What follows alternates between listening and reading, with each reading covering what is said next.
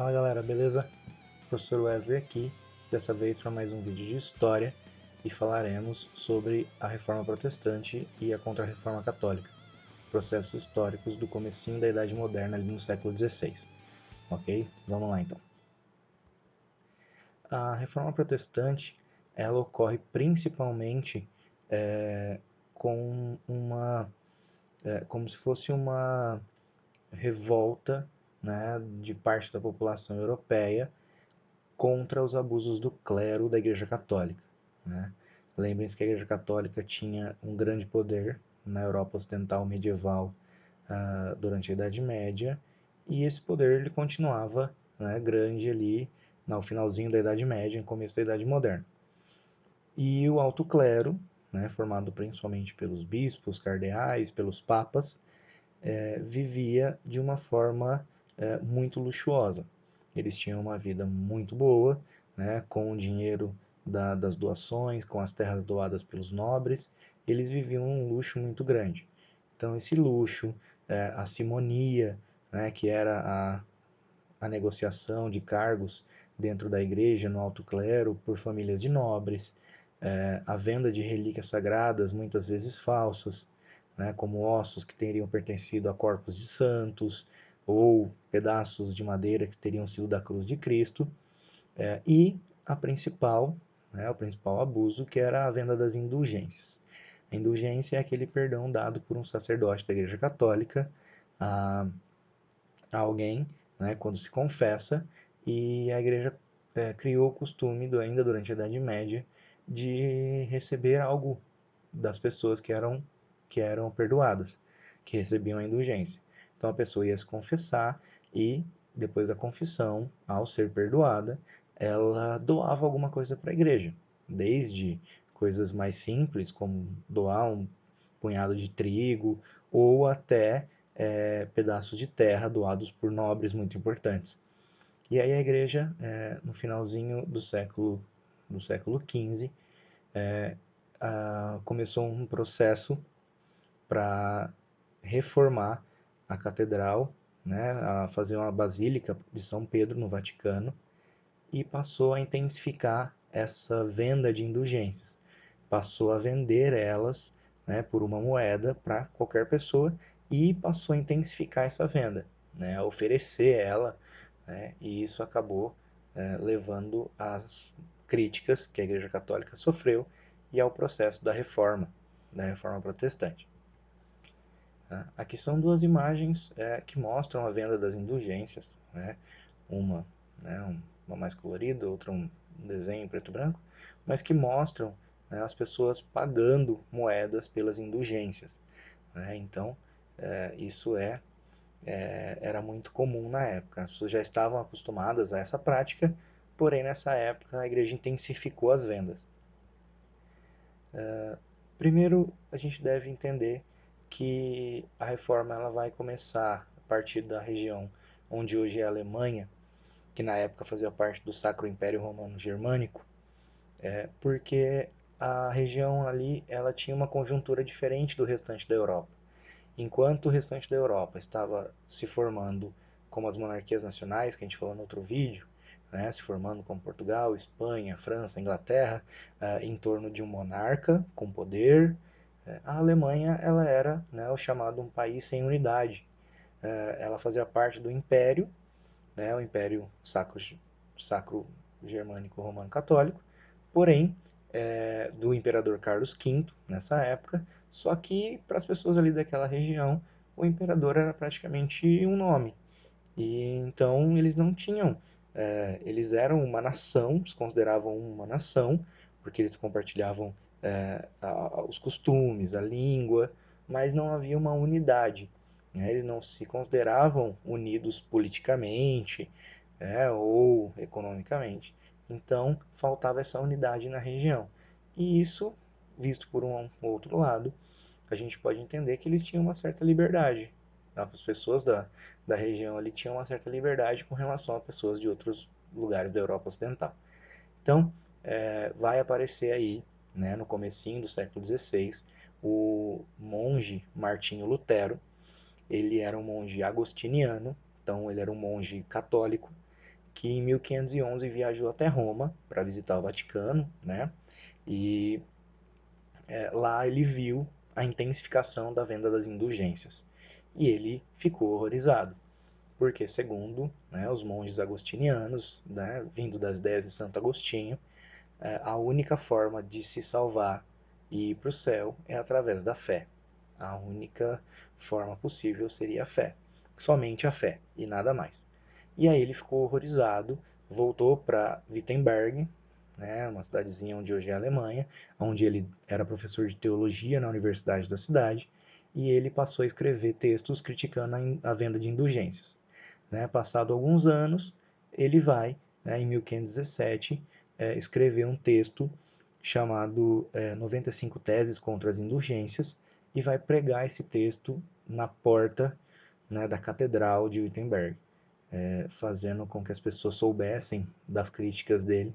E a maioria das teses, né, dos tópicos, né, que ele escreveu no texto, eram críticas contra o Papa, as atitudes do Papa e principalmente a venda de indulgências, né, o qual ele era extremamente contra.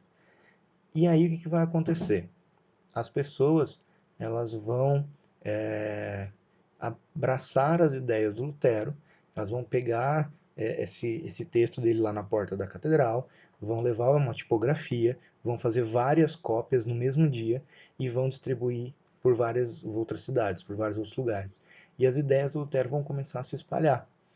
E aí as pessoas, muitas delas burgueses da região principalmente, que não eram mais católicos, porque como viviam do lucro alto, né, do maior lucro possível, elas não eram mais aceitas como católicas, já tinham se desligado da Igreja Católica, elas vão passar a pegar essas ideias do Lutero, de reformar a Igreja Católica, e vão criar uma nova religião, né, com essas ideias vindas do catolicismo, e vão dar o nome dele a essa religião. E aí nós temos a criação do luteranismo, né, a primeira religião protestante. Né? Lembrando que o Lutero, como um monge católico, quando ele fez as 95 teses, todas as críticas dele eram para tentar reformar a Igreja Católica. Pelo menos no começo, nos primeiros anos, o Lutero não queria, não era a intenção dele criar uma nova religião, era reformar a católica, da qual ele fazia parte. E aí então ele, depois de ser excomungado pelo Papa, ele vai acabar aderindo, né, à própria religião com o seu nome, e sendo um dos líderes dela. Mas, né, a ideia principal dele, a ideia primeira dele era de reformar a Igreja Católica. Diferentemente do catolicismo, nessa ideia do protestantismo surgido aí, vão estabelecer algumas ideias. Né? A primeira é que, diferente da católica, que tem 7 sacramentos, na protestante vão ficar só 2, o batismo e a Eucaristia. No protestantismo, não vai ser acreditado que os santos têm poder, então não há culto para santos, né? Eles só acreditam que a Santíssima Trindade tem poder, né? Deus, Jesus, Espírito Santo. Ninguém fora deles tem poder, então ninguém é santo. E eles vão pregar a consubstanciação, a ideia de que na Eucaristia o pão e o vinho, eles não se transformam no corpo e no sangue de Cristo. Eles representam, né? Eles não se transformam. Já a Igreja Católica, ela acredita na transubstanciação, que as substâncias realmente se transformam. Né? Então, há essa diferença aí de ideias. E basicamente as outras religiões protestantes que vão surgir na época também vão ter principalmente essas características básicas aí que surgiram na primeira, né, no luteranismo. O Lutero ele vai ser perseguido, vai ser excomungado, e ele não foi morto pela igreja porque ele teve apoio de um príncipe, o príncipe Frederico, que era amigo dele, que acolheu ele no seu castelo para ele ficar escondido, e nesse momento, nesse período, né, escondido no castelo do Frederico, ele vai fazer uma tradução da Bíblia para o alemão, né, o que na época era considerado proibido pela igreja. A Bíblia não deveria ser traduzida para as línguas vernáculas ou vulgares, né, que eram as línguas das regiões ali, como o alemão, o inglês. Então, a Bíblia era para permanecer em latim, que era a língua oficial, né, do Império Romano, da Igreja Católica. Mas Lutero foi lá e fez uma cópia da Bíblia em alemão e deu ela de presente para o Frederico. Né? E aí a gente entende que, por não estar mais na Idade Média, por ter o apoio do Frederico e de burgueses e de outros príncipes da região que queriam, né, escolher a sua própria religião e por isso protestaram contra a Igreja Católica, e daí o nome protestante, ele vai acabar, né, não sendo morto igual outros intelectuais que criticaram a Igreja foram durante a Idade Média. Uma imagem, né, uma imagem da porta da Catedral de Wittenberg, onde o Lutero teria teria pregado aí as 95 teses, e ali um desenho do Lutero, né, o mais famoso desenho dele, e um desenho dele pregando as indulgências, só para ilustrar. Né? E aí, três teses das 95, para a gente ter uma ideia, né, do ataque, né, ali, da crítica ferrenha que o Lutero fez. Né? A 21ª, né, fala: erram, portanto, os pregadores de indulgências que afirmam que a pessoa é absolvida de toda a pena e salva pelas indulgências do Papa.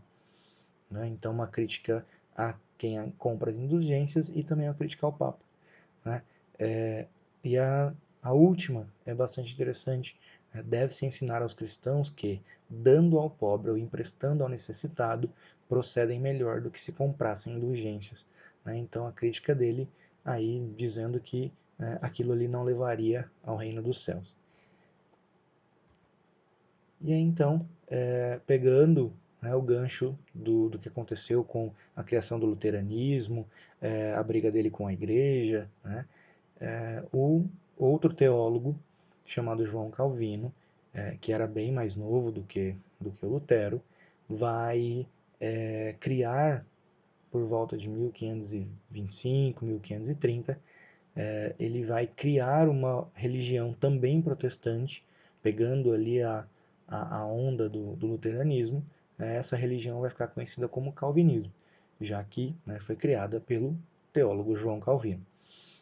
Na França, as ideias dele não eram muito bem aceitas, porque a França era um país ainda com uma presença católica muito forte, então ele vai acabar indo para a Suíça, onde um outro teólogo chamado Zwinglio já havia feito uma espécie de mudança religiosa de mentalidade ali na população da Suíça e teria meio que deixado a região pronta para receber uma religião protestante, ideias protestantes. E aí o Lutero então vai erradicar, né, ele vai realmente enraizar o calvinismo na Suíça, tanto que ele vai chegar a ser governante de Genebra, né, durante um tempo. E aí o calvinismo, além das ideias principais ali que a gente viu, dos dois sacramentos, né, as mesmas do luteranismo, ele vai dizer que as pessoas, elas, quando nascem, elas já estão destinadas por Deus se elas para irem ou para o céu ou para o inferno quando morrerem. É a ideia da predestinação. Ou seja, ele parte do princípio que se Deus fez tudo o que existe, também é ele que escolhe quem vai para o céu ou não. E aí então a gente já nasce predestinado. E não importa o que a gente faça na vida, a gente não vai conseguir mudar isso. E isso causava um terror muito grande nos fiéis que aderiam a essa religião, principalmente na região dos Países Baixos, na Inglaterra, na França também eles vão acabar aderindo, e na Escócia. A Escócia passou a foi o único país que aderiu totalmente ao calvinismo. Todo o país se tornou calvinista. Os outros, né, o calvinismo chegou a algumas pessoas. E aí, o porquê desse terror, né? E o que aconteceu? As pessoas tinham um terror muito grande, né? De saber que elas podiam trabalhar duro, elas podiam ser honestas, podiam ser boas a vida inteira, que se tivessem sido predestinadas por Deus a ir para o inferno, iriam para o inferno. E aí então começou a rolar boatos entre os próprios fiéis calvinistas que havia uma maneira de demonstrar que iria-se para o céu, que era trabalhar duro, trabalhar honestamente, enriquecer com isso, com esse trabalho, e não viver com abusos, não viver com luxo, não gastar o dinheiro que ganhou enriquecendo com o trabalho, não gastar ele com coisas consideradas erradas ou, né, supérfluas. E aí então o trabalho para o calvinismo se torna uma vocação. Eles passam a enxergar o trabalho como uma vocação e não como uma obrigação.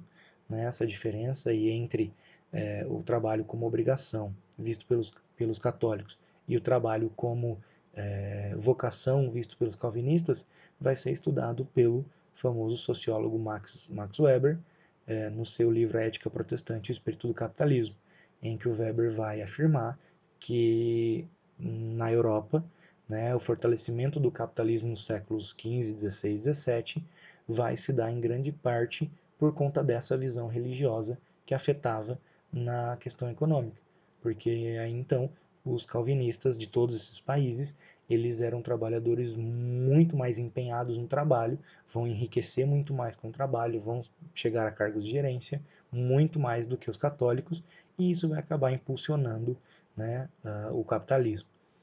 E aí então, né, além do calvinismo, nós vamos ter o anglicanismo na Inglaterra. Na Inglaterra, desde 1215 havia um documento, né, há um documento até hoje chamado Carta Magna, Magna Carta, que assinado pelo rei João, né, o rei João sem terra, irmão do rei Ricardo Coração de Leão, que limita, né, que limita desde a sua assinatura os poderes dos monarcas ingleses. Então, todos os reis ingleses, desde 1215, eles são limitados por esse documento. E eles tinham que conseguir autorização do parlamento para poder declarar guerra, criar novos impostos, né, coisas assim muito, muito importantes. E aí, no século XVI, justamente nessa época da Reforma, o rei da Inglaterra era o rei Henrique VIII, né, considerado, né, com o título que recebeu do próprio Papa, de defensor da fé, porque no começo da sua vida ele era, no começo da sua vida não, nessa época da sua vida, como rei, ele era um defensor das ideias católicas. Porém, o rei Henrique VIII ele tinha um problema com as esposas. Ele teve problema com as esposas. Ele teve 6 esposas no total, e como a maioria delas não deu para ele um filho homem, ele acabou dando jeitos diferentes ali de deixá-las para se casar sempre com outra. E quando ele tentou deixar de uma delas, da Catarina, ele pediu a anulação do casamento, né, o divórcio, para o Papa, e o Papa negou. Naquela época era praticamente impossível a igreja, né, permitir o divórcio. Com isso, o rei Henrique VIII, com essa desculpa de que o Papa não permitia que ele se divorciasse, ele afirmou que o Papa estava tentando interferir nos assuntos políticos da Inglaterra, tentando impedir que o rei tivesse um filho homem para lhe suceder. E aí ele aproveitou isso, já que ele queria tomar os bens da Igreja Católica que haviam na Inglaterra, ele vai romper com a Igreja Católica, vai tomar grande parte dos bens da Igreja Católica dentro da Inglaterra. Em 1564 vai baixar os atos de supremacia, em que ele vai estabelecer esse rompimento e essa tomada de bens, e vai estabelecer uma religião protestante na Inglaterra. Então a Inglaterra passa a ser anglicana, né, a ter a religião anglicana como religião oficial. Uma religião baseada principalmente nas ideias do Lutero, né, naquelas ideias principais iguais às do luteranismo, pelo menos. Porém, com a diferença de que no anglicanismo o chefe da igreja anglicana é sempre o monarca da Inglaterra. Então, isso dava a ele, né, ainda muito mais poderes. E isso vai acabar, né, fazendo com que a Inglaterra tenha aí parte da sua história alterada, né, por conta disso. Então, aqui uma imagem, imagens do João Calvino e do rei Henrique VIII, né, para ilustrar um pouquinho melhor, né, os responsáveis aí por grandes mudanças nessa reforma. E aí a Igreja Católica, né, vai passar a promover algumas ações que em conjunto vão ficar conhecidas como Contra-Reforma Católica. Essas ações elas foram principalmente por conta da quantidade de fiéis que a Igreja Católica perdeu com a Reforma, né? calcula-se que mais ou menos 40% dos fiéis católicos deixaram de ser católicos e se tornaram protestantes, entrando para uma das religiões, ou anglicana, ou calvinista, ou luterana.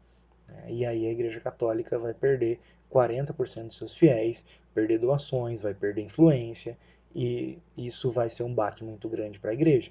Tentando reconquistar esses fiéis ou conquistar novos fiéis, né, a Igreja Católica vai fazer algumas ações. Uma delas vai ser a criação de ordens religiosas especializadas em catequizar, né, novos fiéis, como era o caso, por exemplo, dos jesuítas, criados pelo Inácio de Loyola, a Ordem de Cristo, né, como eles eram chamados. Eles acabaram vindo principalmente para o Brasil e tiveram uma grande participação na história colonial do Brasil, catequizando grande parte dos indígenas aqui do Brasil. Então, parte da nossa história do Brasil está ligada com essa história da Contra-Reforma por conta disso, porque os jesuítas eles eram ali, digamos que o trabalho deles era uma consequência, né, da Reforma e da Contra-Reforma. E a Inquisição, né, que antes perseguia principalmente os considerados hereges, que eram as pessoas que não tinham a mesma interpretação da Bíblia e de Deus, das 10 religiosas que é a Igreja. Então, qualquer um que discordasse da Igreja, de qualquer ideia dela, era considerado um herege, e a Inquisição dava conta de prender, de torturar, de matar. E aí, então, a Inquisição também passou a colocar na sua lista, né, de perseguidos os protestantes, e principalmente os protestantes mais importantes, aqueles que escreviam ideias que contrariavam ideias da Igreja Católica.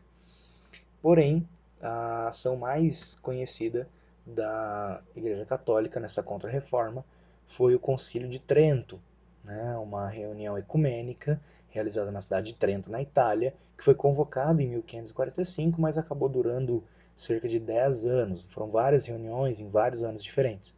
E aí, depois de todas as reuniões, de todo o concílio, a igreja decretou algumas regras.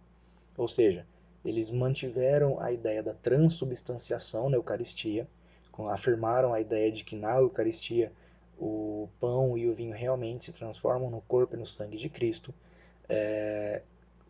Reafirmaram a ideia de que o poder de salvação é do clero, ninguém fora do clero católico tinha o poder de perdoar as pessoas, de perdoar numa confissão. Criaram o Index Librorum Prohibitorum, uma lista de livros proibidos para católicos. Esses livros incluíam textos do Lutero, do Calvino e até de cientistas ali, como o Galileu, por exemplo, né? Então eram livros que os católicos eram proibidos de ler. Então isso para que os católicos não tivessem contato com essas ideias que contrariavam a igreja.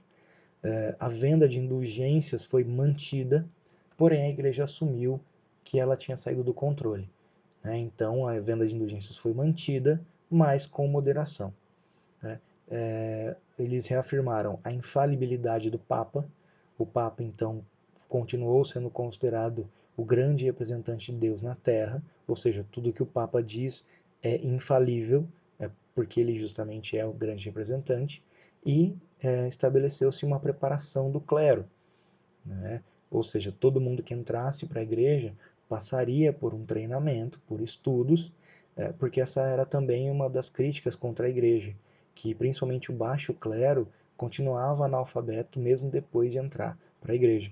E aí não sabiam ler a Bíblia, não sabiam ler os textos, né, os textos sagrados, então isso também prejudicava isso também era um ponto de crítica contra a igreja, né? E algumas imagens, né, um desenho da reunião do Concílio de Trento e a capa do Index Librorum Prohibitorum, né, mostrando que realmente a igreja fez ações para tentar recuperar aí o que ela perdeu com a Reforma Protestante.